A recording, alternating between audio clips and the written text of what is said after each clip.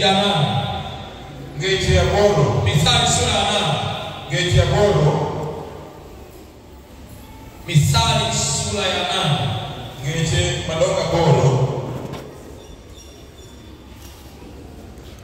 Mstari ule wa 22 mpaka 32. Ngeche ya boro matendo prarenga reo. Soma. Anrieko emane Ruoth Nyasaye okwongo ochwe ya kapok oloso gimoro amora mane ochwe chon. Adier ne okwongo chwe chon ahinya kapok piny ochakore.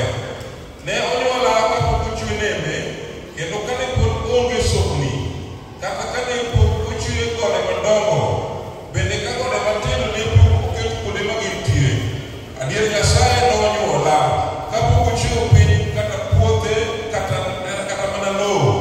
Noyudo antiere kane oloso polo, kendo kane oketo kuonde ma nam ogigie. Adier ne antiere kane oyaro boche e kor polo, kendo kane oyawo sokni mag nam, mi ogolo chiegni pi mondo kik kar kama oketo. Bende ne antiere kane oketo mise mar piny. Ne abet bute ka jatich molony, ka oyudo mor ne duto kuoma. Ne atugo e nyime pile, ka ahero piny mosechweyo, kendo amor gi ji modakie. Nikech joma timo kaka anyisogi gin johawi. Chikuru itu ni gik ma ipuonjou mondo ubed gi rieko, kendo kik uwe olal. Bwana Yesu asifiwe. Opaki Yesu. Bwana Yesu asifiwe. Hapa anaongelewa Yesu. Yesu. Biblia inasema Bwana alikuwa nami katika mwanzo wa njia yake, kabla ya matendo yake ya kale. Nalitukuka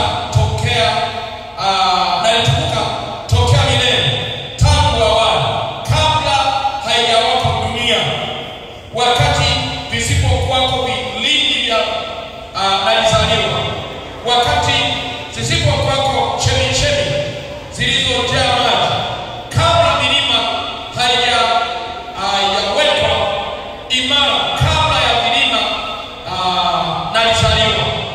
Alikuwa hajaumba dunia, wala makonde ya mashamba, wala chanzo cha mavumbi ya dunia. Alipozithibitisha mbingu, nalikuwa. Alipopiga dunia katika uso wa bahari, alipofanya imara mawingu yaliyo juu, chemichemi za bahari zilipopata nguvu, alipoipa bahari mpaka wake, kwamba maji yake yasiasi amri yake,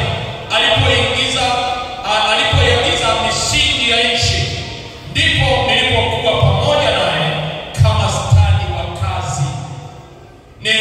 Nikawa furaha yake kila siku, yani furaha ya Mungu Baba, nikifurahia daima mbele zake, nikifurahia dunia inayokaliwa na watu, na furaha yangu ilikuwa pamoja na wanadamu.